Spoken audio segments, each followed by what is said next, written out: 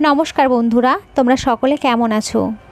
জীবনে এমন আজব বিয়ে কারো হয়েছে কি না আমার জানা নেই, কিন্তু আমার হতে যাচ্ছে। সেদিন আমায় ছেলেপক্ষ দেখতে আসে। ছেলে আমার সাথে একা কথা বলতে এসে সোজা সাপটা গম্ভীর গলায় বলল, আমি নতুন করে কোনো কথা না বাড়িয়ে সোজা সাপটা কথা বলতেই পছন্দ করি।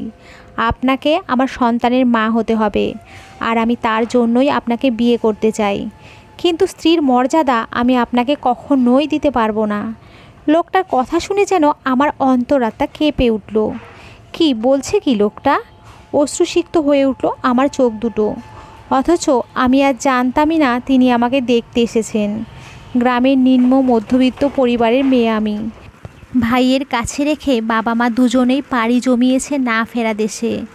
এই বিয়েতে আমার রাজি হওয়া না হওয়ায় কারোই কিছুই আসবে যাবে কি না আমার জানা নেই, কারণ ভাই ভাবির সংসারে গলগ্রহ হয়ে আছি। আর পাত্রপক্ষ হলো অনেক বড় লোক, যা আমাদের জন্য সোনার ডিম পাড়া হাঁসের মতো, যেখানে নিজের গাড়ি বাড়ি সবই আছে, দোতলা দালান, নিজস্ব জমি জমা, শহরে ব্যবসা, আরও কত কী। এক কথায় অন্যরকম। সেখানে আমি হলাম খেটে খাওয়া কৃষক পরিবারের মেয়ে। ভাইয়া খুব করে চাচ্ছেন এই বিয়েটা যাতে হয়ে যায়। খুব ভালো সম্বন্ধ, যা তিনি হাতছাড়া করতে চান না। এত ভালো সম্বন্ধ আমাদের মতো গ্রামে আসা মানেই বিশাল ব্যাপার। তাছাড়া আমাদের মতো পরিবারে আসা তো বিশাল ভাগ্যের ব্যাপার মনে করা হয়। যেখানে আমাদের মতো পরিবারকে নুন আনতে পান্তা ফুরোয়, সেখানে এই সম্বন্ধ তো অনেকটা আকাশের চাঁদ হাতে পাওয়ার মতো। ভাবির দুঃসম্পর্কে চাচার ঘটকালির মাধ্যমেই এই সম্বন্ধ এসেছে। এই বিয়ের সম্বন্ধ আসায় আমি আমার ভাইয়ার চোখে মুখে খুশির ঝলক দেখতে পেয়েছি। আর ভাবি তো খুশিতে আত্মহারা। এদিকে আমার বুক ফেটে কেবল কান্নায় আসছিল। না পারছি কাউকে বলতে, আর না পারছি সইতে। কারণ নিম্ন মধ্যবিত্ত পরিবারের মেয়েদের কিছুই বলার থাকে না, আর বললেও কোনো লাভ হবে না। ভাই ভাবির সংসারে থাকতে হলে ইচ্ছা থাকলেও অনেক কিছুই বলা যায় না। কেবল সবার সুখের কথা চিন্তা করে নীরবে মেনে নেওয়া ছাড়া কোনো উপায় থাকে না। ভাইয়া হয়তো বড়লোক পাত্র পেয়ে বিষয়টা লুকাতে চেয়েছিলেন, কিন্তু না চাইতেও বিষয়টা লুকাতে পারেননি। যেখানে পাত্র নিজেই সরাসরি বলেছিলেন তিনি তার 2.5 কি 3 বছর বয়সী মেয়ের মা হওয়ার জন্যই আমাকে আলাদা করে এবং আমার পুরো পরিবারের সবার সামনে বলেছে বিয়ে করতে চাই। লোকটার মুখে এমন ধারার কথা শুনে আমি যেন কাঠ হয়ে গিয়েছিলাম। শেষমেশ একজন বাচ্চার বাবাকে বিয়ে করতে হবে, তাও আবার লোকটা আমাকে কখনো নাকি স্ত্রীর মর্যাদা দেবে না। এমন ধরনের লোককে কোন মেয়ে বিয়ে করতে চাইবে কে জানে। পাত্রের মুখ থেকে এমন কথা শুনে ভাইয়ার হাত থেকে পানির গ্লাস পড়ে গিয়ে টুকরো টুকরো হয়ে গেছিল। আমি ভেবেছিলাম ভাইয়া গরিব হতে পারে, তাই বলে এক বাচ্চার বাবার সাথে নিজের বোনের বিয়ে হয়তো দেবে না। ভাইয়া যেই কোনো কথা বলতে নিচ্ছিল, অমনি ভাবি দৌড়ে এসে আমাকে সব পরিষ্কার করতে বলে। তিনি ভাইয়াকে বলতে বাধা প্রদান করে। পাত্রপক্ষকে অনেক কৌশল অবলম্বন করে একটা কথা বললেন। উনি বলতে চাচ্ছেন আপনাদের কোনো দায় দাবি আছে কিনা। পাত্র বলল তাদের কোনো দায় দাবি নেই, কেবলমাত্র আমার মা মরা মেয়েকে দেখে রাখতে হবে। এরপর ভাবি অনেক উচ্ছ্বাসিত হয়ে বললেন, আমরা এই বিয়েতে রাজি, আপনারা পাকা কথা বলতে পারেন। হঠাৎই পাত্র পাকা কথা বলার আগ মুহূর্তে পাত্র বললেন, মেয়ে রাজি আছে কিনা তা তো জানা হলো না, আর মেয়ে যদি এই বিয়েতে রাজি না হয় তাহলে বিয়ে হবে না। মেয়েকে ডাকুন, আমি মেয়ের মুখ থেকে শুনতে চাই মেয়ে রাজি আছে কিনা। ভাবি তৎক্ষণাৎ পাত্রকে বলে বসলেন, চিন্তার কোনো কারণ নেই আপনাদের, মেয়ে আমাদের রাজি। আমি কিছুক্ষণ আগেই আমাদের মেয়ের সাথে কথা বলে জেনে এসেছি। ভাবির মুখ থেকে পাত্রী রাজি হওয়ার কথা শুনে পাত্রপক্ষ আর দেরি করতে চাইলেন না। 1 সপ্তাহ পরই বিয়ে হবে, এই মর্মে বিয়ে পাকাপাকি করে চলে গেলেন। পাত্রপক্ষ চলে যাওয়ার সাথে সাথেই ভাইয়া ভাবিকে বললেন, এটা কি করলে? একটা দোষবর এক বাচ্চার বাপের সাথে আমার বোনের বিয়ে ঠিক করলে, তাও আবার আমার অনুমতি ছাড়া। তখন ভাবি একটু উত্তেজিত হয়ে ভাইয়াকে বলল, তো কি করব? তোমার বোনকে কি সারা জীবন ঘাড়ের উপরে বসিয়ে রাখবো নাকি? একদিন না একদিন তো তাকে বিয়ে দিতেই হবে। তাছাড়া আমাদের অবস্থা তো জানোই, নুন আনতে পান্তা ফুরায়। এর থেকে ভালো পাত্র দেখে বিয়ে দিতে চাইলে অনেক টাকা ব্যয় করে বোনকে বিয়ে দিতে হবে। এত টাকা তোমার আছে? পাবে কোথায় এত টাকা? এরপর ভাবি একটু ঠান্ডা হয়ে ভাইয়াকে বোঝাতে লাগলেন, তুমি একটু ভেবে দেখো, এই পাত্রের কোনো দায় দাবি নেই, আর্থিকভাবে অনেক সচ্ছল, তোমার বোন অনেক সুখে থাকবে, টাকা পয়সারও কোনো কমতি নেই, স্বর্ণ বস্ত্র দিয়ে মুড়িয়ে রাখবে তোমার বোনকে। এছাড়া আমাদের রুনা তো ছোট বাচ্চা খুবই পছন্দ করে। এখানে আমি শতভাগ নিশ্চিত হয়ে বলতে পারি, রুনা একজন আদর্শ মা হতে পারবে। তুমি আর এই বিয়েতে বাধা প্রদান করো না, বিয়েটা হয়ে যেতে দাও। আমি নিশ্চিত রুনা অনেক ভালো থাকবে।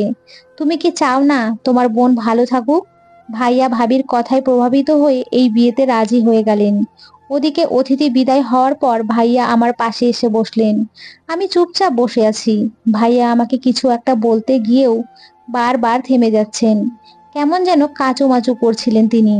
আমি ব্যাপারটা বুঝতে পেরেও চুপচাপ বসে আছি, কিছুই বলছি না। আসলে কিছু বলার মতো ভাষায় হারিয়ে ফেলেছি। কিছুক্ষণ পর ভাইয়া নিজেই বললেন, রুনা, একটা অনুরোধ রাখবি বোন আমার?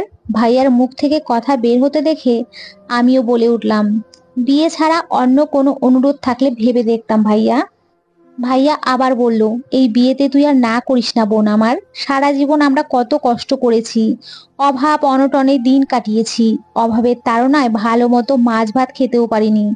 ছেলের আর্থিক অবস্থা অনেক ভালো, তুই আর না করিস না বোন, রাজি হয়ে যা। আমিও বলে উঠলাম, আমি কোনো মতেই একজন বিবাহিত পুরুষকে বিয়ে করতে পারবো না ভাইয়া, তাও আবার তার সন্তানের মা। আর ছেলে আলাদা দেখা করে আমাকে কি বলেছে জানো? ছেলে বলেছে আমাকে কখনোই সে স্ত্রীর মর্যাদা দিতে পারবে না। তাহলে কেমন করে সম্ভব যে আমাকে কখনো স্ত্রীর মর্যাদা দিতে পারবে না? শুধুমাত্র তার সন্তানের জন্য আমাকে তার ঘরে বউ করে নিয়ে যেতে চায়, একটা চাকরানি বানিয়ে। তাকে কি বিয়ে করা যায়? এটাকে কি তুমি বিয়ে বলো? এটা হচ্ছে স্বেচ্ছায় আগুনে ঝাঁপ দেওয়া। এ বিয়ে কোনো মতেই সম্ভব না। তাছাড়া আমার পড়ালেখা করতে হবে ভাইয়া, অনেক বড় হতে হবে। এরপর ভাইয়া বলল, বিয়ের আগে ছেলে মেয়ে কত কথাই বলে, এরপর বিয়ে হয়ে গেলে সবকিছু ঠিক হয়ে যায়। সে তোকে ছাড়া কিছুই বুঝবে না। তাছাড়া তোকে এত পড়ালেখা কিভাবে করাবো আমি? আমি হলাম একজন খেটে খাওয়া কৃষক, এত খরচ কেমন করে দিব তোকে? তাছাড়া তোর ভাস্তা ভাস্তির লেখাপড়ার কথাও তো ভাবতে হবে, ওদেরকেও তো পড়াশোনা করাতে হবে। তিনজনের পড়াশোনার খরচ আমি কি করে চালিয়ে নেব? তোকে তো এই বিষয়ে বুঝতে হবে। আর তুই যদি এই পাত্রকে বিয়ে করিস, তুই তার সংসারে থেকেও লেখাপড়া চালিয়ে যেতে পারবি। ছেলের আর্থিক অবস্থা অনেক ভালো, তুই আর না করিস না বোন। আমি ভাইয়াকে বললাম, এতদিন তো খরচ লাগেনি ভাইয়া, তাহলে এখন কেন এসব বলছো? আশা করি সামনেও লাগবে না। আমার খরচ আমিই চালিয়ে আসছি, সামনেও আমি একাই চালিয়ে যাব। ভাইয়া করুণ সুরে বলল, সবই বুঝছি বোন আমার, আমি তবুও বলবো, তুই বিয়েতে না করিস না। আমি ভাইয়াকে বললাম, আমি বিয়ে করব না। ভাইয়া প্লিজ আমাকে আর অনুরোধ করো না, আমি এ বিয়ে করতে পারবো না। আমাদের কথোপকথনের মাঝে ততক্ষণে ভাবি এসে আমাদের সামনে দাঁড়িয়েছেন। আর ওই সময় ওনার মুখের দিকে কেন যেন তাকানোই যাচ্ছিল না, কারণ আমি কখনো ওনার জন্য সহনীয় ছিলাম না। মা বাবা মারা যাওয়ার পর থেকেই তিনি আমাকে আর সহ্য করতে পারতেন না। একদিকে ভাইয়ার সংসার, সন্তান যেমন বড় হয়েছে, তেমনি আমার কদরও ধীরে ধীরে কমে গিয়েছে। আমি হয়ে উঠলাম তাদের সংসারের দাসীর মতো, নিতান্তই একটা বোঝা ছাড়া কিছুই ছিলাম না তাদের কাছে। অনেক কিছুই বুঝতে পারতাম, কিন্তু কিছুই বলার সাহস পেতাম না। আশায় বুক বেঁধেছিলাম কিছুদিন পরেই সব ঠিক হয়ে যাবে। শহরে যাব, পড়াশোনা করব, জব করব, ভাইয়ার সব কষ্ট এক এক করে শেষ হয়ে যাবে। কিন্তু আমার মনের কথা মনের ভিতরেই রয়ে গেল। যখন ভাবি এসে বললেন, বিয়ে করবে না তো কি আমাদের ঘাড়ে বসে রক্ত চুষে চুষে খাবে? শুনে রাখো একটা কথা, সাফ সাফ বলে দিচ্ছি, এই বিয়ে না করলে এই মুহূর্তে তোমাকে এই বাড়ি ছেড়ে চলে যেতে হবে। অনেক ভালো মতো বুঝিয়েছি, কিন্তু তুমি সেই বোঝার মতো পাত্রী না। হয় তুমি এই বিয়েতে রাজি হবে, নয়তো এই বাড়ি ছেড়ে চিরকালের মতো চলে যাবে। অন্যথায় আমি এই বাড়ি ছেড়ে চলে যাব। বলো তুমি এখন কি করবে? আমাকে উদ্দেশ্য করে ভাইয়ার চোখের দিকে তাকিয়ে ভাবি সরাসরি বলে দিলেন, যেন আপদ তাড়াতাড়ি এই বাড়ি থেকে বিদায় হয়, আর নয়তো এই সংসারের মুখে আগুন লাগিয়ে তিনি এই বাড়ি ছেড়ে যেদিকে দু চোখ যায় চলে যাবেন। আমি নাকি একটা বোঝা যা তিনি আর বয়ে বেড়াতে পারবেন না। ভাবির মুখে এমন ধারার কথা আমি নতুন শুনিনি। প্রায় রোজই বলতেন, কিন্তু তবুও আজ কেন জানি খুব খারাপ লাগছে। আমি চুপচাপ বাক রুদ্ধ হয়ে তাকিয়ে আছি। ভাবি রাগে গজগজ করতে করতে হন হন করে চলে গেলেন। কেমন যেন সব ভারী ভারী লাগছে। ভাইয়া ধীর পায়ে আমার পাশে এসে বসলেন। কাপা কাপা হাত মাথায় রেখে বললেন, না করিস না বোন আমার, খুব সুখী হবি তুই দেখিস। তাছাড়া আমার সংসার আর সন্তানদের কথাও একটু ভাব। তোর ভাবি কেমন ধারার মানুষ তুই তো জানিস। যদি উল্টাপাল্টা কিছু করে বসে তাহলে ছেলে মেয়েদের কি হবে বল। না করিস না আর। ভাইয়ার অসহায় চোখের দিকে তাকিয়ে আমি কিছুই আর বলতে পারলাম না। আজ নিজেকে বড্ড অসহায় মনে হচ্ছে। ঘর অন্ধকার করে শুয়ে পড়লাম। পরের দিন সকালে খবর এলো তারা 1 মাস পর বিয়ে সম্পন্ন করতে চাচ্ছেন। ভাবি 1 মাসের জায়গায় আগের সময় মানে 1 সপ্তাহের মধ্যেই বিয়ে সম্পন্ন করার সব ঠিক করে ফেললেন। আমি ভাবির এমন কর্মকাণ্ড দেখে খুবই অবাক হচ্ছিলাম, কিন্তু বলার মতো কিছুই ছিল না। ভাইয়ার করুণ দৃষ্টি আমাকে থামিয়ে দিচ্ছিল। আমার প্রতি ভাবির অনীহা ভাইয়াকে আরো কষ্ট দিচ্ছিল। ভাইয়ার কষ্ট লাঘবের জন্য আমি নীরবতা পালন করে গেলাম। জানি না কি হবে সামনে। সপ্তাহ জুড়ে চলল আমার বিয়ের আয়োজন। গায়ে হলুদের আগের দিন আমার হাতে দেয়া হলো কিছু টাকা, যাতে করে নিজের পছন্দের কেনাকাটা করতে পারি। কিন্তু আমি চুপচাপ টাকা রেখে দিলাম, কেনাকাটা করার কোনো ইচ্ছেই নেই। যেখানে মনটাই মরে গিয়েছে আমার পছন্দের কিছু কিনে নেওয়া। নিয়ে আসার আগেই ভাবি নিয়ে এলেন সবকিছু। আমার পছন্দ অপছন্দের কোনো দাম নেই তার কাছে। আমার ইচ্ছার মূল্যায়ন তিনি কখনোই করেনি, আর করবেন বলে মনেও হয় না। বাবা মায়ের কথা খুব মনে পড়ছিল। আমার বাবা মা যদি বেঁচে থাকতেন তাহলে হয়তো এই দিনটা আর আমাকে দেখতে হতো না। হলুদের দিন আমাকে খুব করে সাজানো হলো। হাত ভর্তি করে মেহেদিও পরানো হয়েছে, কিন্তু লাল রঙের ছোঁয়া বাদ দিয়ে। আমি নিষেধ করেছিলাম তাই। এই একটা কথা অন্তত রাখা হলো আমার। বিয়ের দিনেও আমাকে লাল রঙের কিছুই দেওয়া হয়নি। পাশ থেকে কে যেন বলেছিল, বউ আবার লাল রং ছাড়া ভালো লাগে নাকি। এই কথাটা শোনা মাত্রই ভাইয়া দৌড়ে গিয়ে একটা লাল টিপ নিয়ে এলেন আমার কপালে লাগিয়ে দেওয়ার জন্য। যেই না আমার কপালে ভাইয়া টিপটা পরিয়ে দিতে যাবে, অমনি আমি খপ করে ভাইয়ার হাতটা ধরে ফেললাম আর বললাম, বলেছি তো এই বিয়েতে আমি কোনো লালের ছোঁয়া পরবো না। লোকে যে যা বলে বলুক, তাতে আমার কিছুই যায় আসে না। ভাইয়া একটু অবাক হয়ে জিজ্ঞেস করলেন, কেন লাল টিপ পরতে চাচ্ছিস না রোনা? লাল তো তোর পছন্দের রং। আমিও জবাবে বললাম, কেন পরবো ভাইয়া? যে আমাকে সাফ সাফ বলেই দিয়েছে সে আমাকে কখনো স্ত্রীর মর্যাদা দেবে না, শুধুমাত্র তার সন্তানের জন্যই বিয়ে করছেন। আমি তো কেবল ওই বাড়িতে একজন দাসী হয়ে যাচ্ছি। আর লাল রং তো ভালোবাসার রং। আর আমার বিয়েটা তো কোনো ভালোবাসার সম্পর্কে নয়, কেবলমাত্র সমঝোতার। বিয়েতে বউ লাল রঙের ছোঁয়া নিয়ে বউ সাজে, আর আমি তো বিয়ে করে মা হচ্ছি, কারো বউ নয়। তাই আমার অভিমানী কথাগুলো শুনে ভাইয়ার চোখ দুটো ছলছল করছিল। আমার কথা শুনে ভাইয়া কেমন যেন থমকে গেলেন। হাতটা মুহূর্তে গুটিয়ে নিয়ে সরে গেলেন। পাশ থেকে একজন মহিলা বলে বসলেন, ওরে বাবা, মেয়ের তো দেখি অনেক তেজ। চুপচাপ শুনে হজম করে গেলাম, কিছুই বললাম না। কারণ আমি তো বেঁচে থেকেও মরে গেছি। এদিকে বরযাত্রী চলে এসেছে। আমি হয়তো আর কিছুক্ষণের অতিথি এই বাড়িতে। একটু পর হয়তো আমার বিদায় হয়ে যাবে। এই বাড়ি থেকে ভাবি চোখের কাঁটা চিরতরে দূর হবে এই বাড়ি থেকে। কিন্তু আমার ভাইয়ার জন্য খুবই কষ্ট হচ্ছে। এ বাড়ি থেকে চলে যাব ভাবতেই বুক ফেটে কান্না চলে আসছে। যেখানে বড় হয়ে ওঠা, সুখ দুঃখ মিলিয়ে কত শত স্মৃতি জড়িত থাকে, সব ছেড়ে অন্য আরেক জায়গায় পাড়ি জমাতে হয়। এটা একজন নারীর জন্য কতটা কষ্টদায়ক তা শুধু সেই নারীই বলতে পারবে। মনে বসে ভাবছি, আমি চলে গেলে ভাইয়া সময় মতো খাবার খাবে তো? ভাবি তো সারাদিন ভারতী বাংলা সিরিয়াল দেখে। ভাইয়ার হিসাব নিকাশগুলো কে করে দেবে? কারণ ভাইয়া তো আবার হিসাব নিকাশ ভালো বোঝে না। এছাড়া আমার 2.5 বছরের ভাইজি আর 5 বছরের ভাইপো খুবই একা হয়ে যাবে। তাদের কাছে তো রুনা ফুপি মানেই সব। হয়তো বা সময়ের সাথে সব ঠিক হয়ে যাবে। তারা হয়তো আমায় ভুলে যাবে। অযথায় আমার বুক ফাটা আর্তনাদ। তারা কি আমার জন্য কাঁদছে? বরং তাদের ঘর থেকে বোঝাটা চলে যাচ্ছে। খুব কষ্ট হচ্ছে এই ভেবে যে এই বাড়ি ছেড়ে, আমার প্রিয় মানুষগুলোকে ছেড়ে চিরকালের মতো চলে যেতে হবে। চাইলেও যখন তখন তাদের কাছে আসতে পারবো না, দেখতে পারবো না। আগে ছিলাম ভাই ভাবির অধীনে, এখন থাকবো অন্য কারো অধীনে। হায় রে নারীর জীবন! তবে মনের ভিতরে কেমন যেন একটা শুনশান নীরবতা কাজ করছে, আর প্রবল বেগে ঘূর্ণিঝড় বয়ে যাচ্ছে মনের মাঝে। কান্না আর অনুভূতিগুলো দলা পাকিয়ে বুকের মাঝে পিষ্ট হয়ে যাচ্ছে। কিন্তু বুঝতে পারছি এই অনুভূতি কেবলই ভিত্তিহীন। নিজের মনে নিজের অস্তিত্বকে দাফন করে সব মেনে নিয়ে অন্যের বাড়ি পাড়ি জমাতে হবে। মনের মাঝে অনেক প্রশ্নই ঘুরপাক খাচ্ছে। সবচেয়ে বড় প্রশ্ন ছিল, পারবো তো এই বিয়ে মেনে নিয়ে সংসার করে যেতে?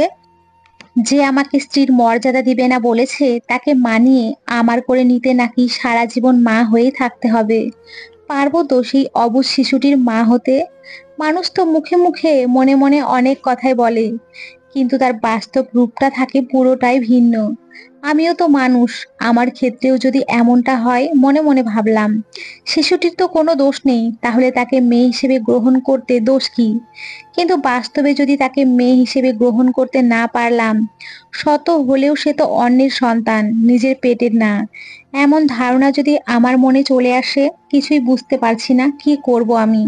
শেষমেশ উত্তর যদি একটাই আসে, আমি পারবো না, তখন কি হবে? কিন্তু কেন পারবো না, এই উত্তর আমি খুঁজে পাচ্ছি না। সম্ভবত কাউকে নিজের সন্তান ভাবা আর তার মা হওয়ার মধ্যে অনেক তফাৎ। যে সকল নারী দ্বিতীয় স্ত্রী হয়ে কারো সংসার করে প্রবেশ করেই প্রথম পক্ষে যদি কোনো সন্তান থেকে থাকে, তবে সে সহজভাবে সেটাকে মেনে নিতে পারে না।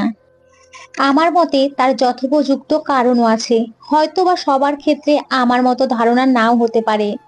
তবে আমার মতে প্রথম পক্ষের সন্তানকে দেখলেই তো মনে পড়ে যাবে, নিজের সাথে নিজের স্বামীর দৈহিক মিলন যেমন ঘটেছে, ঠিক তেমনি প্রথম পক্ষের স্ত্রীর সাথেও তো সেই একই ঘটনা ঘটার ফলেই তো এই সন্তানের আবির্ভাব হয়েছে।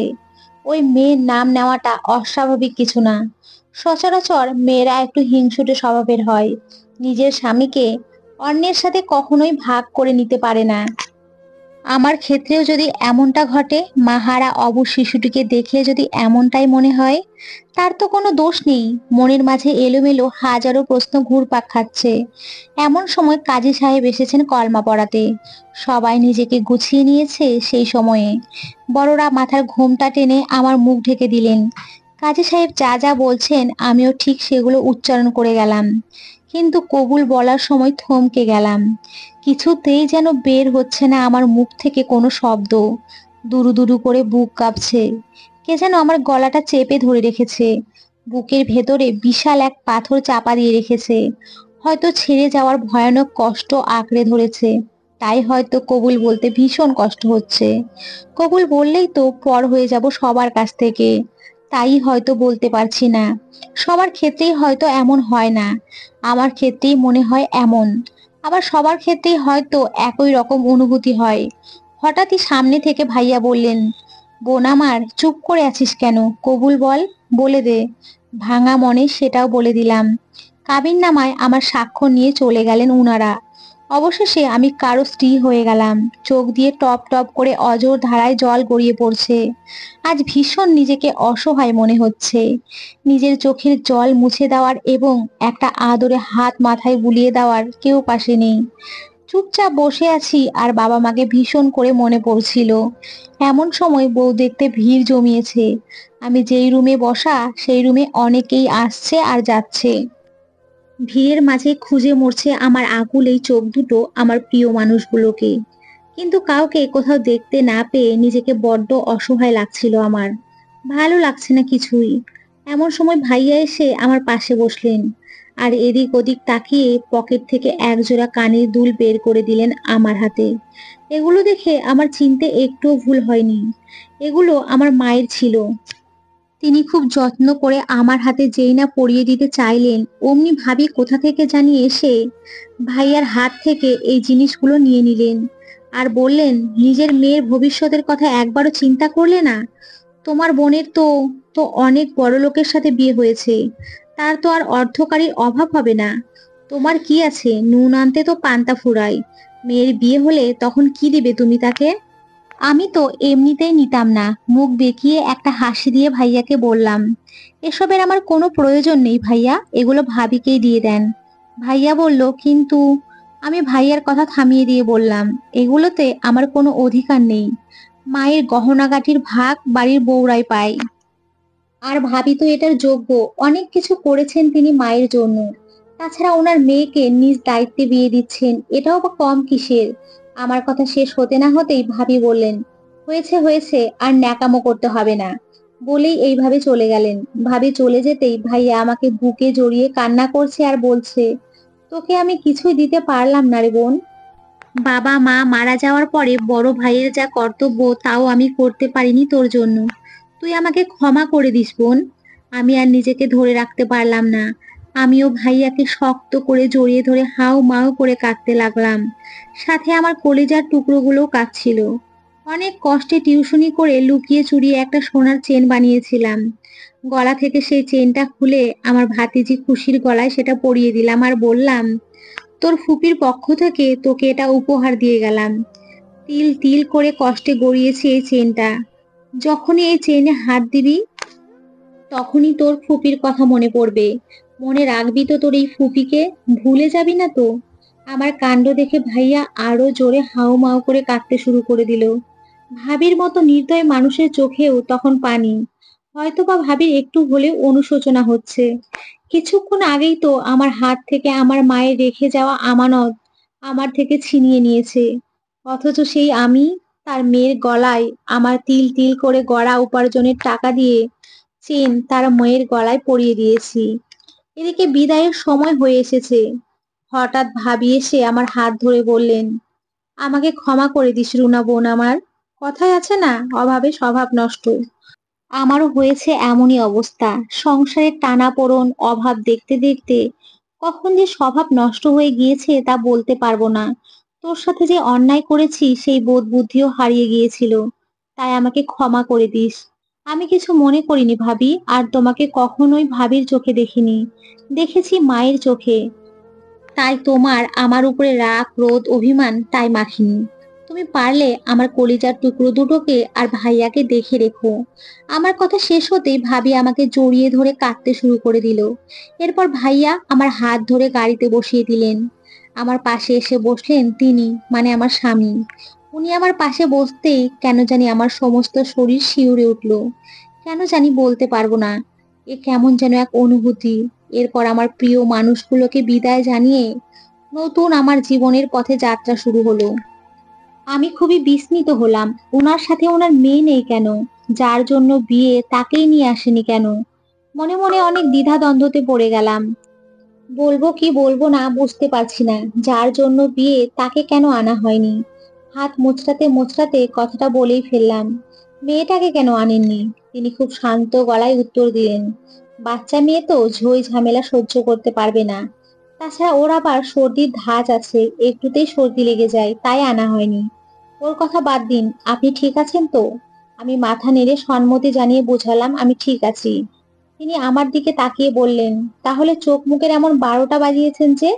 বলেই পকেট থেকে রুমাল বের করে এগিয়ে দিলেন আমার হাতে, মুখটা মুছে নেওয়ার জন্য। আমি ওনার হাত থেকে রুমালটা নিয়ে চোখ মুখ মুছে নিলাম। এরপর উনি বললেন, আমি বুঝতে পারছি আপনার মনের অবস্থা। এটাই নিয়ম আর এটাই রীতি। মেয়েদের একদিন না একদিন তার বাবার বাড়ি ছেড়ে শ্বশুর বাড়িতে পাড়ি জমাতে হয়। তার জন্য মন খারাপের কিছু নেই। আপনার যখন মন চাইবে তখনই আপনার ভাই ভাবিকে দেখে যেতে পারবেন। বিয়ে হয়ে গেলে যে বাবা মা ভাই বোনকে ভুলে যেতে হবে এমন কোনো কথা নেই। আমার তরফ থেকে তেমন কোনো সমস্যা নেই। ও হ্যাঁ, আর একটা কথা, বউরা তো বিয়ের সময় লাল রঙে সাজে, তাহলে আপনি কেন শুভ্র রঙে সেজেছেন? আমিও গম্ভীরতা নিয়ে বললাম, আমার এই রংটাই ভালো লাগে, তাই এমন ভাবে সেজেছি। ভীষণ রাগ লাগছিল লোকটার উপরে। না পারছি বলতে কিছু, না পারছি সইতে। মনে মনে বলছিলাম, কেন সাজবো, কার জন্য সাজবো? আপনি তো বলেইছিলেন কখনো আমাকে স্ত্রীর মর্যাদা দেবেন না। তাহলে কেন সাজবো? এখন আবার আসছে আদিক্ষেতা করে কথা বলার জন্য। লোকটা বলল, সেজেছেন? কই, আমি তো আপনার সাজের কোথাও ছিটে ফোঁটাও দেখতে পাচ্ছি না। ভিতরে ভিতরে ভীষণ রাগ লাগছিল। তারপরেও রাগে গজগজ করতে করতে বললাম, এইটাই সাজ। মায়ের আবার কিসের সাজ? আমি তো আর কারো স্ত্রী হয়ে যাচ্ছি না। তাছাড়া আপনি তো স্পষ্টই বলেছিলেন আপনি আমাকে স্ত্রীর মর্যাদা দেবেন না। আপনি কেবল আপনার মেয়ের জন্য বিয়ে করছেন। তাহলে আবার এসব কথা কেন জিজ্ঞেস করছেন? তিনি আর তেমন কথা বাড়ালেন না, হয়তো বুঝতে পেরেছেন যে আমি এই বিয়েতে খুশি হইনি। পুরো রাস্তা দুজনেই মৌনতা পালন করে অবশেষে আমরা বাড়ি পৌঁছালাম। আমার বধূবরণ পর্ব শেষ করে আমাকে ভিতরে নেওয়া হলো। বিশাল একটা বাড়ি, বাড়ির সাজসজ্জা দেখেই চোখ জুড়িয়ে যাচ্ছে। আমি চতুর্দিকে অবুঝের মতো চোখ বুলিয়ে নিচ্ছি। এমন সময় একটা ছোট্ট মেয়েকে দেখলাম, বয়স প্রায় 2.5 কি 3 বছর হবে। মনে হলো এই সেই ছোট্ট অবুঝ নিষ্পাপ পুতুলের মতো মেয়েটি, যার জন্য আমাকে এই বাড়িতে বিয়ে করে আনা হয়েছে। কিন্তু দুর্ভাগ্যবশত মেয়েটাকে ভালো করে দেখতেই পারলাম না। আমার কাছে আসার পূর্বেই কেউ একজন এসে মেয়েটিকে কোলে তুলে নিয়ে ভেতরের দিকে চলে গেল। এরপর আমাকে রুমে নিয়ে যাওয়া হলো। খুব সুন্দর করে সাজানো ফুলের বিছানায় নিয়ে আমাকে বসানো হলো। খুব সুন্দর করে রোমান্টিক পরিবেশে রুমটা ডেকোরেশন করা হয়েছে। কিন্তু এসব সাজসজ্জা দেখে আমার ভীষণ বিরক্ত লাগছিল। ভিতরে ভিতরে রাগ ক্ষোভ তৈরি হচ্ছিল। মনে হচ্ছিল সব ভেঙে চুরমার করে দেই। একটা মেয়ের বাসর ঘর নিয়ে কত রকমের স্বপ্ন থাকে, কিন্তু আমার সব স্বপ্ন ধূলিসাৎ হয়ে গেল। ওই একটা কথাই বারবার কানে বাজছিল, সে কখনোই আমাকে স্ত্রীর মর্যাদা দিতে পারবে না। একটা নারীর জন্য এর চেয়ে কষ্টের আর কি বা হতে পারে।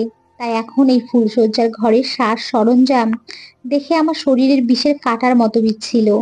অনেকক্ষণ পর তিনি রুমে প্রবেশ করলেন। এক পা দুপা করে এগিয়ে এসে আমার সামনে দাঁড়ালেন, আর আমি তাকে দেখে ভয়ে জড়সড় হয়ে রইলাম। মনে মনে বলতে লাগলাম, তিনি তো বলেইছিলেন আমাকে স্ত্রীর মর্যাদা দিবে না, তাহলে কেন আমার সামনে আসছে? নিজের দৈহিক চাহিদা মেটানোর জন্য? না, তা তো আমি কখনোই হতে দিব না। আচানক উনি আমার চোখের সামনে তুড়ি বাজিয়ে উঠলেন। বোধহয় কিছু একটা বলতে চেয়েছিলেন। আমি আমার ভাবনার জগৎ থেকে বেরিয়ে ওনাকে থামিয়ে দিয়ে বললাম, শুনুন, আপনি যদি ভেবে থাকেন স্ত্রীর মর্যাদা দিবেন না অথচ পুরুষত্ব ফলিয়ে যাবেন, তা কিন্তু কখনোই হবে না। যেখানে আছেন ওখানেই থাকেন। প্লিজ আমার কাছে আসার একদম চেষ্টা করবেন না। তিনি কিছু না বলে মুচকি একটা হাসি দিয়ে তোয়ালে নিয়ে বাথরুমে চলে গেলেন। কিছুক্ষণ পরে ফ্রেশ হয়ে ঠিক আমার পাশে এসে বসলেন। আমি কিছু বলবো তার আগেই তিনি আমায় থামিয়ে দিয়ে বলে উঠলেন, দেখুন, আমি আপনার সাথে কিছুই করতে আসিনি। আমি জাস্ট বালিশের নিচ থেকে আলমারির চাবিটা নিতে এসেছি, আর বিছানার উপর থেকে গোলাপের তোড়াটা সরাতে এসেছি। আপনাকে যখন ফুলশয্যার বিছানায় বসানো হয়েছে, তখন আমি দূর থেকে খেয়াল করেছি আপনি বেশ কয়েকবার হাঁচি দিয়েছেন। তখন আমি বুঝেছিলাম আপনার হয়তো গোলাপ ফুলে অ্যালার্জির সমস্যা আছে। ঘরে অনেক লোকজন থাকায় তখন আপনাকে সাহায্য করতে পারিনি। আপনি ঘাবড়াবেন না প্লিজ। আমি ওনার কথা শুনে চুপ করে রইলাম, সাথে একটু লজ্জাও পেলাম। আমি আর কিছুই বললাম না, তবে বুঝতে পেরেছি তিনি কিছু সমস্যা না বললেও বুঝতে পারেন। রুমের লাইট অফ করে শুয়ে পড়লেন। ঘড়ির কাঁটা টিকটিক করে বাজছে। সময়ের গতি অতি দ্রুত গতিতে ছুটছে, অথচ আমি চাতক পাখির মতো জেগেই আছি আমার ভবিষ্যৎ দিনগুলোর কথা ভেবে। রাত প্রায় 2টো বাজে। তিনি হঠাৎ ঘুম থেকে উঠে আমাকে দেখে খুব অবাক হলেন, আর বললেন, কি ব্যাপার, আপনি এখনো জেগে আছেন যে? আর কাপড়ও তো চেঞ্জ করেননি, ঘুমোননি কেন এখনো? এখানে কি আপনার কোনো অসুবিধা হচ্ছে? না মানে, তেমন কিছু না, নতুন জায়গা তো তাই। আপনি না বললেও আমি বুঝতে পেরেছি আপনি হয়তো ভয় পেয়েছেন। না ঘুমিয়ে ভেবেছেন আমি বুঝি আপনার উপরে হামলে পড়ব। তবে এটা আপনার সম্পূর্ণ ভুল ধারণা। আমি ওই ধরনের পুরুষ নই। দেখুন, আমি আপনাকে কিছুই করব না। আপনি নিশ্চিন্তে থাকেন। আমি তো আপনাকে বলেইছিলাম আমি শুধু আমার মেয়ের জন্যই এই বিয়েটা করেছি। আমি আমার কথায় অনড়। আপনি আমার মেয়ের মা হলে আমি সবচেয়ে বেশি খুশি হব। আর যদি না হতে পারেন এতেও আমার কোনো আক্ষেপ নেই। কারণ যেখানে নিজের জন্মদাত্রী মাকেও পেল না, সেখানে আপনার কাছে কোনো কিছু আশা করাটা বোকামি ছাড়া আর কিছুই হবে না। ভেবে নিব ওর ভাগ্যটাই খারাপ আর আমিও ব্যর্থ, তাকে একজন মা এনে দিতে পারিনি। কথাগুলো বলেই তিনি অজু করে এসে তাহাজ্জুদের নামাজ আদায় করলেন। বোঝার আর বাকি রইল না যে তিনি একজন ধর্মপরায়ণ ব্যক্তি। আমি দাঁড়িয়ে আছি জানালার সামনে। তিনি নামাজ শেষে আমার পাশে এসে দাঁড়ালেন আর বললেন, আপনার এই বিয়েতে মত ছিল না, তাই না? কিন্তু আপনার ভাবি বলেছে আপনার এই বিয়েতে মত আছে, তাই সে অনুযায়ী তো বিয়ের পাকা কথা বলেছিলাম। যদি আমি বুঝতে পারতাম যে আপনার এই বিয়েতে মত নেই, তাহলে কখনোই এই বিয়ে হতো না। কারণ আমি জোর করে কাউকে আমার মেয়ের মা বানাতে চাই না। আমি খুব অবাক হলাম ওনার এই কথা শুনে। আমতা আমতা করে বললাম, আসলে বিষয়টা তেমন না। দেখুন মিস রুনা, আপনি হয়তো ভাবছেন আমি আপনাকে স্বার্থের জন্য বিয়ে করেছি। বলতে পারেন বিষয়টা কিছুটা ওরকমই। আপনি হয়তো শুনে একটু অবাক হবেন, সেদিন আপনার ভাবির অস্বাভাবিক কথাবার্তা শুনে কিছুটা আমি বুঝতে পেরেছিলাম ওই কথাগুলো আপনার ভাবির, আপনার না। তবুও আমি আমার দুধের শিশুটির মুখের দিকে তাকিয়ে আপনাকে বিয়ে করে সেলফিশের মতো কাজ করেছি। আমি কিছু না বলেই চুপ করে দাঁড়িয়ে আছি। মনের ভিতরে কেমন যেন সবকিছু ফাঁকা ফাঁকা লাগছিল। তিনি আবার বললেন, দেখুন আমি আপনাকে বিয়ে না করলেও আপনার বিয়ে আপনার ভাবি ঠিকই অন্য কোথাও দিতেন। আমার ধারণা অনুযায়ী উনি যে ধরনের মহিলা, উনি ওনার ঘাড় থেকে আপনাকে নামানোর জন্যই এমন জায়গায় বিয়ে দিতেন যেখানে আপনি হয়তো কখনো সুখী হতেন না। মানে কি বলতে চাচ্ছেন আপনি? হুম, আমি ঠিকই বলছি। আপনার ভাবির দুঃসম্পর্কে যে চাচার মাধ্যমে আপনার আর আমার বিয়ের ঘটকালি করেছেন, সেই চাচাই আমাকে বলেছে, আপনার সাথে যদি আমার বিয়ে না হয় তাহলে আপনার ভাবি গ্রামের যে কোনো ছেলের সাথেই আপনার বিয়ে দিয়ে দেবে। তবে কোনো অবিবাহিত ছেলের সাথে না, শুধুমাত্র বিয়ের খরচ বাঁচানোর জন্য কোনো বিবাহিত বা ডিভোর্সি কোনো ছেলের সাথে আপনাকে বিয়ে দিতে চেয়েছিলেন। যেহেতু আমি ভাবলাম আপনার এমন ধরনের ছেলে ছাড়া তো আপনার ভাবি আপনার বিয়ে দিবেই না, তাই আমি যখন আপনার ভাবির মতলব বুঝতে পেরেছিলাম, তখন উপায় না পেয়ে আপনি এই বিয়েতে রাজি না হওয়া সত্ত্বেও আমি আপনাকে বিয়ে করেছি। তার মানে আপনি আমাকে করুণা করেছেন? তিনি বললেন, বিষয়টা আপনি ওভাবে নিচ্ছেন কেন? আমি আর কথা বাড়ালাম না, শুধু জিজ্ঞেস করলাম, আপনার মেয়ে কোথায়? তিনি বললেন, ও ওর দাদির সাথে ঘুমিয়ে আছে। সকালে হয়তোবা আপনার সাথে দেখা হবে তার। আমি তাকে বললাম, নাম কি তার? তিনি বললেন, আমার বারবি ডলের নাম মৌনতা। বাহ, খুব সুন্দর নাম তো। তিনি ফট করে আমার হাতটা ধরে বললেন, আমার মেয়ের মা হবেন তো? জোর করছি না, তবে অনুরোধ করছি। আমার স্ত্রী না হলেও চলবে। ওনার হঠাৎ করে আমাকে এমন করে স্পর্শ করায় আমার যেন হৃদকম্পন বেড়ে যাচ্ছিল, বরফ হয়ে যাচ্ছিল আমার সমস্ত শরীর। আমি যেন কিছুই বলতে পারছিলাম না, কেবল মাথা নাড়িয়ে সম্মতি দিলাম। তিনি ছলছল চোখে বললেন, আপনার কাছে শুধু এইটুকুই চাই। আমি লোকটার মায়া ভরা মুখের দিকে তাকিয়ে আছি। ও চোখে একজন সন্তানের জন্য কতটা আকুতি দেখছি তা বলে বোঝাতে পারবো না। মনে মনে ভাবছি, এই মুহূর্তে আমি যে সম্মতি দিলাম সেটা কি আদৌ রাখতে পারবো কি পারবো না তা আমার জানা নেই। পরক্ষণে আবার নিজের মনকেই বোঝাচ্ছি, না রাখার কি আছে, আমি তো সব জেনে এখানে এসেছি। তিনিও স্পষ্ট করেই বলে আসছেন, সেই প্রথম দিন থেকে মনের মাঝে এলোমেলো হাজারো প্রশ্ন ঘুরপাক খাচ্ছে। কি করব নিজেও বুঝতে পারছি না। এমন সময় তিনি বললেন, কিছু মনে না করলে একটি কথা বলি। আপনি বরং ফ্রেশ হয়ে আসেন, জামা কাপড় চেঞ্জ করলে একটু আরাম পাবেন। অনেক তো হলো, এবার না হয় কান্নাকাটি বন্ধ করে একটু ঘুমান। বলেই তিনি বারান্দায় চলে গেলেন। আমি সব অস্বস্তি পিছনে ফেলে ফ্রেশ হয়ে আসলাম। সত্যিই বেশ আরাম লাগছে। বিগত কয়েকদিনের ধকল অনেকটা কম মনে হচ্ছে। কিন্তু এত রাতে ফ্রেশ হওয়ার অভ্যাস নেই, তবুও গোসলটা সেরে নিলাম। এখন মনে হচ্ছে ঠান্ডা লেগেছে। আয়নার সামনে দাঁড়াতেই বেশ কয়েকটা হাঁচি দিলাম। তিনি চটজলদি সর্দি জ্বরের ঔষধ আর পানি এগিয়ে দিয়ে বললেন, খাবারটুকু খেয়ে এই ওষুধটা খেয়ে নিন। খাবারের কথা শুনে আমি অবাক হয়ে তাকে বললাম, এত রাতে খাবার কোথায় পেলেন? তিনি হাসলেন আর বললেন, আপনি যখন ফ্রেশ হতে গিয়েছিলেন ঠিক তখনই রান্নাঘরে গিয়ে খাবার গরম করে নিয়ে এসেছি। এখন বেশি কথা না বলে খেয়ে নিন তো, নয়তো খাবার ঠান্ডা হয়ে যাবে। এত রাতে এত কষ্ট করে খাবার গরম করে আনার কি দরকার ছিল? তিনি বললেন, আহা এত কথা বলবেন না তো, খেয়ে নিন। আরো বললেন, ব্যাপার না, এই বাড়ির সবাই 11টার পরেই ঘুম থেকে ওঠে, আপনি তাদের তুলনায় একটু আগেই উঠেছেন। আমি তার কথা শুনে রীতিমতো অবাক হলাম। যাই হোক, মনে মনে একটু স্বস্তি পেলাম আমি। আমি তাকে বললাম, মৌনতা কোথায়? তিনি বললেন, হয়তো ছোট বোনের বেবির সাথে খেলছে। কিছুক্ষণ পরে একজন এসে নাস্তা দিয়ে গেল রুমে। খাওয়ার তেমন ইচ্ছে না থাকায় আমি তাকে বললাম, আপনি খেয়ে নিন, আমি পরে খেয়ে নেব। তিনি খেয়ে বাইরে চলে গেলেন আর ফিরলেন বেশ কিছুক্ষণ পর, তবে সাথে পরীর মতো মিষ্টি একটা মেয়েকে নিয়ে, যাকে গতকাল প্রথমবার দেখেছিলাম এই বাড়িতে। সেই মেয়েটা গুটি গুটি পায়ে ওনার হাত ধরে আমার সামনে এসে বসলো। আমার খুব আদর করতে ইচ্ছে করছে তাকে, আর টুক করে দুই গালে চুমু খেতে মন চাইছে, কিন্তু মা হিসেবে কেন যেন হাত বাড়াতে ইচ্ছে করছে না। মনের ভেতরে কেমন যেন একটা অনীহা কাজ করছে। কারণ ওর দিকে হাত বাড়াতে নিতেই বুকের ভেতরে জমা কিছু চাপা কষ্টের কথা মনে পড়ে যাচ্ছে। আর তখনই আমার সব এলোমেলো হয়ে যায়।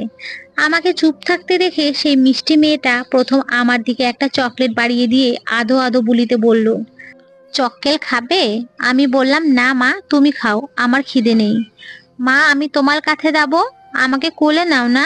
তার মুখে মা ডাক শুনে খুব অবাক হলাম আমি, কিন্তু কেন যেন খুশি হতে পারলাম না।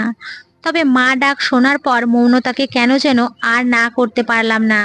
কিছুক্ষণ পর তিনি তার মেয়েকে বললেন, তোমার মা এখন খাবে, পরে আবার এসো মায়ের কাছে, কেমন? চলো এখন এখান থেকে।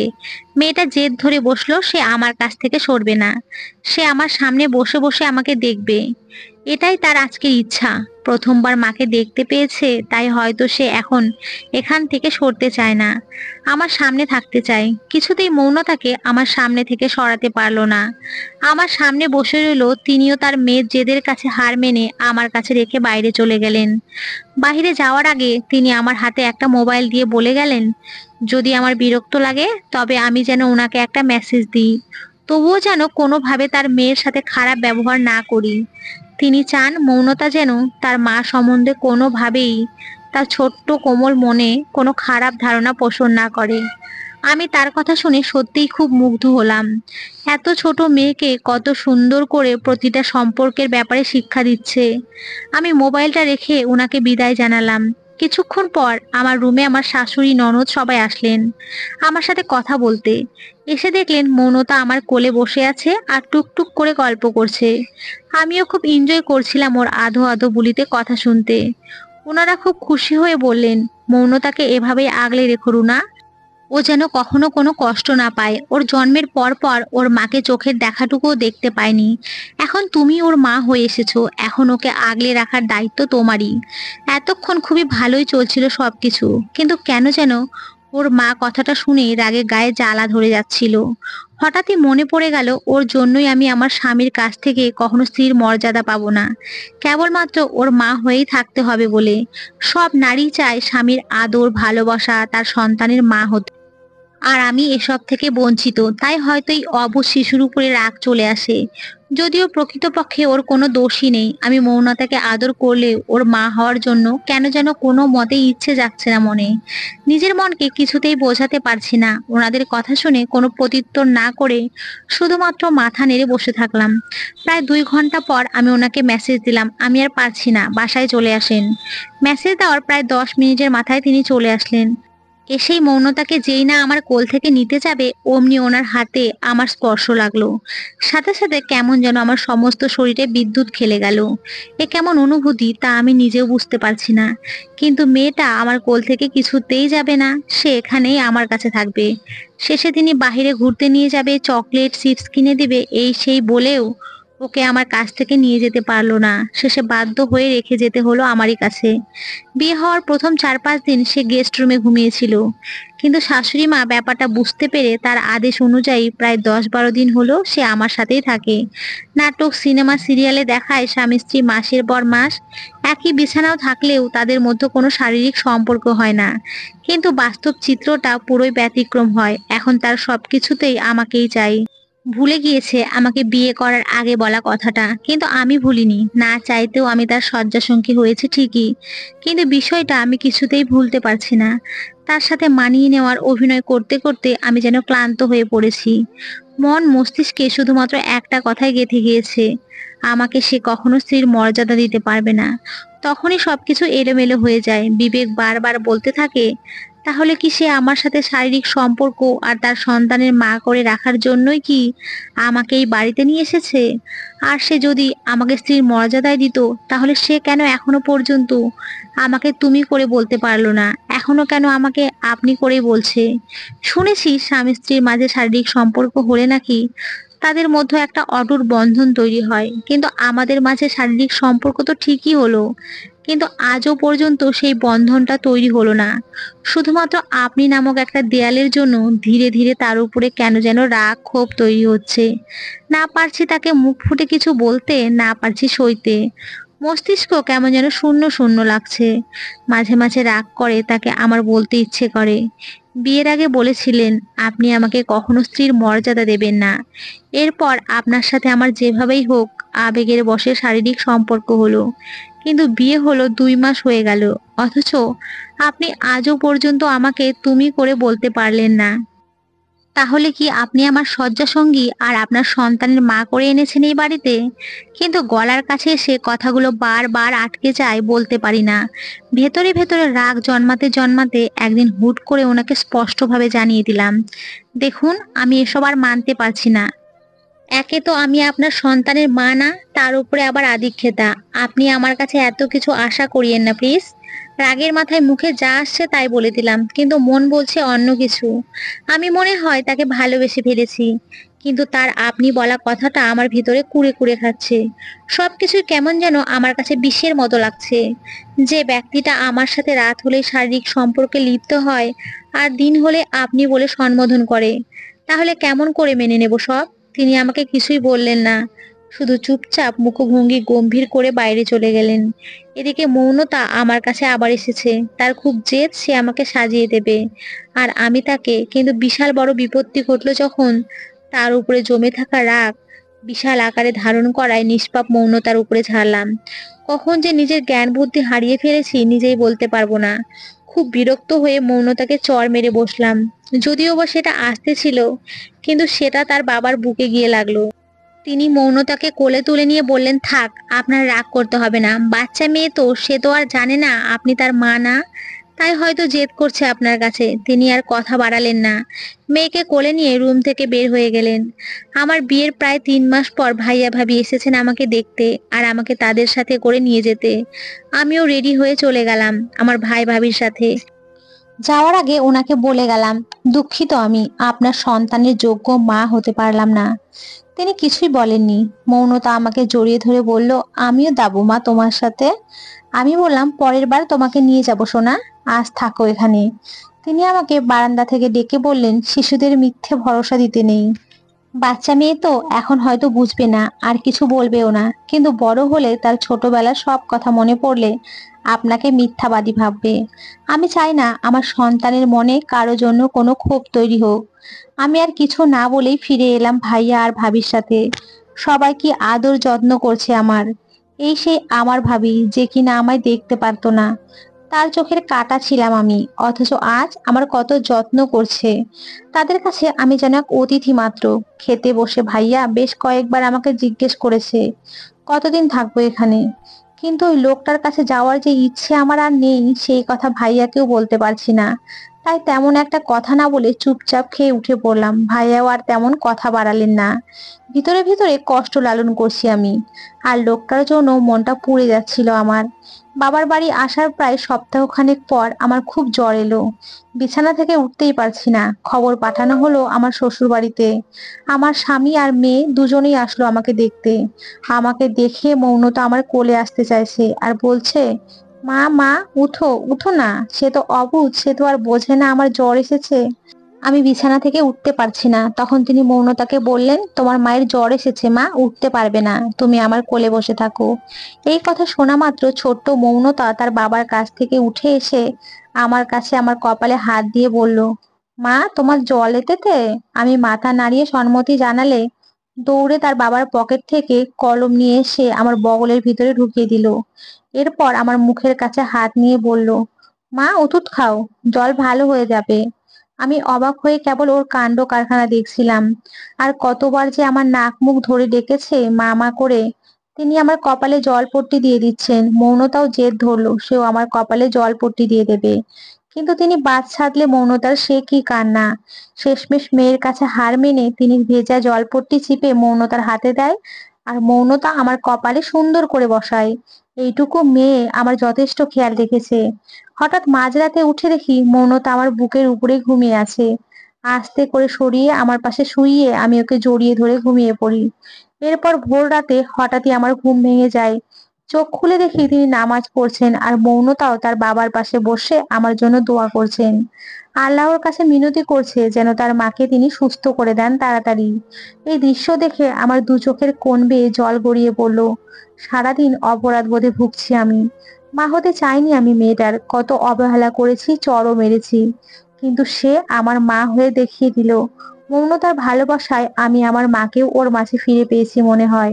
ওকে আমার কাছে টেনে নিয়ে খুব আদর করলাম আমি, আর বুকে জড়িয়ে ধরে হাউমাউ করে কাঁদলাম কিছুক্ষণ। তিনি আমাকে মৌনতাকে জড়িয়ে ধরে কাঁদতে দেখে বললেন, ব্যাগ গুছিয়ে দেই। আমি তাকে বললাম, না, আমি গুছিয়ে নিতে পারবো। এরপর তিনি আমার হাতে একটা ডিভোর্স পেপার ধরিয়ে দিয়ে বললেন, মন চাইলে একটা স্বাক্ষর করে আমাদের কাছ থেকে আপনি মুক্তি নিতে পারেন, আর নয়তো ডিভোর্স পেপারটা ছিঁড়ে ফেলে আমাদের সাথে যেতে পারেন।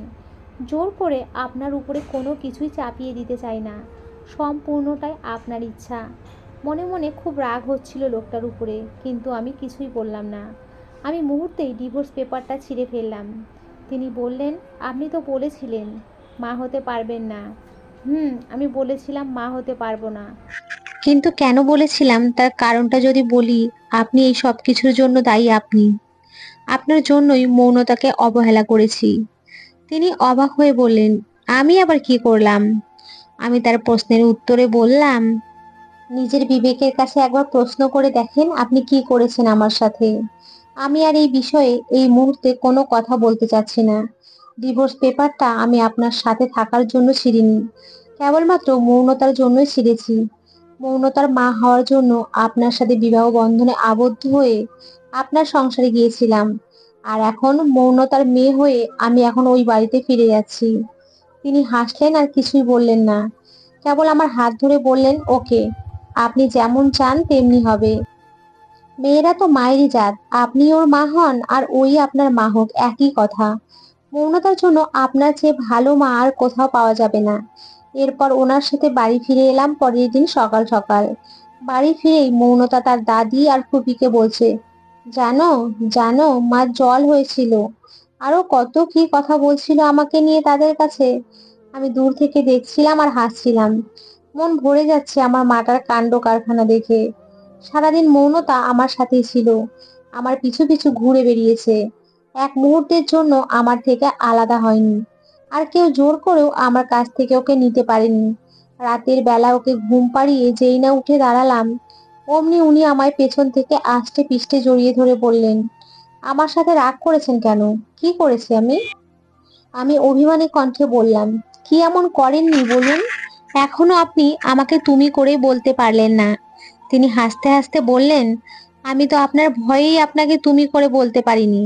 আমি তাকে বললাম, আমাকে আবার কিসের ভয়? তিনি আবার বললেন, যদি আপনাকে তুমি করে বলায় আপনি আমার গালে চড় বসিয়ে দেন তাই। এর জন্য বুঝি আপনি রাগ করেছিলেন? আর এই সামান্য বিষয়ে কেউ রাগ করে? আমি তাকে বললাম, এই সামান্য বিষয়ে আমি রাগ করিনি। আপনি কি ভুলে গেছেন বিয়ের আগে আপনি আমাকে কি বলেছিলেন? আপনি কখনো আমাকে স্ত্রীর মর্যাদা দিবেন না। এরপরই তো ঠিকই শয্যাসঙ্গী হলেন, কিন্তু তুমি করে আর বলতে পারলেন না। এরপর তিনি আমাকে তার দিকে ঘুরিয়ে বললেন, বিয়ের আগে আমার আর তোমার মাঝে যে কথা হয়েছিল, তুমি হয়তো আমার সম্পূর্ণ কথা শোনোনি।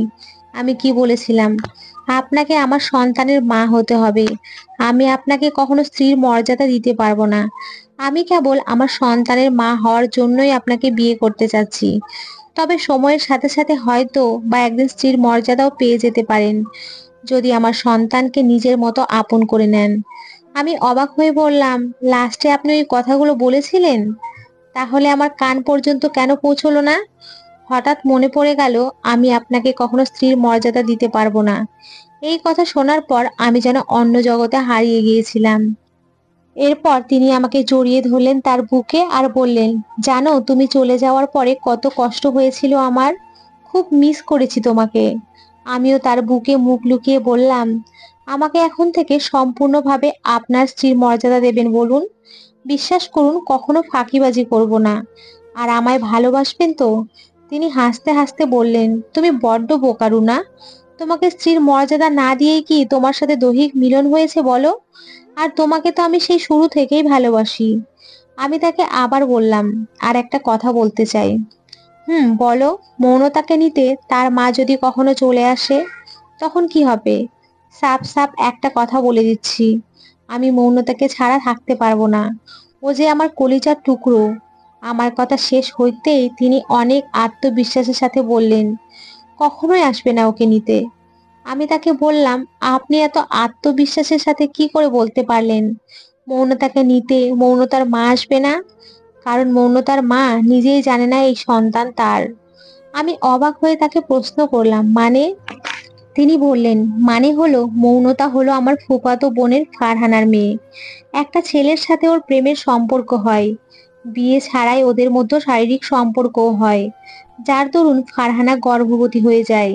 কিন্তু ছেলেটা ফারহানাকে বিয়ে করতে পারবে না, আর বাচ্চাকেও মেনে নিতে পারবে না। এরপর ছেলেটা যে কোথায় উধাও হয়ে গেল ফারহানাও জানে না।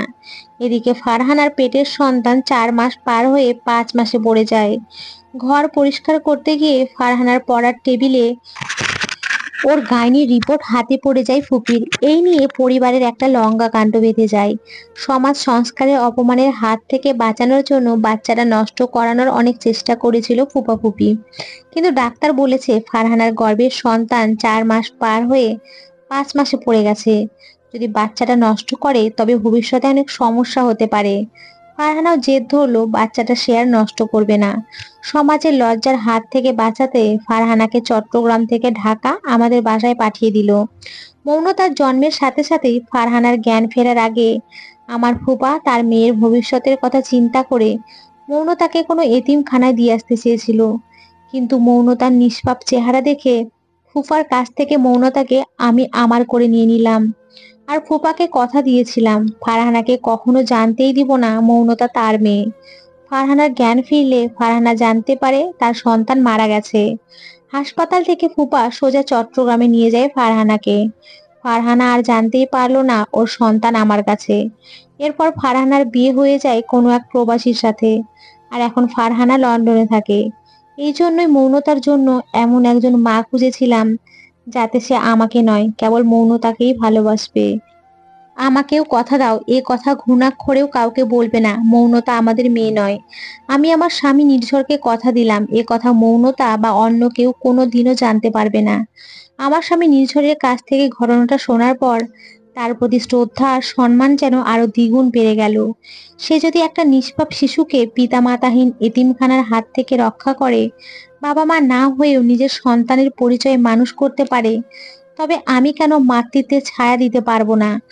সমাজে এমন হাজারো মৌনতা পড়ে আছে বাবা মার ছায়াবিহীন এতিমখানায়। তাদের পাশে প্রয়োজন নির্ঝরের মতো একজন মহৎ মানুষ।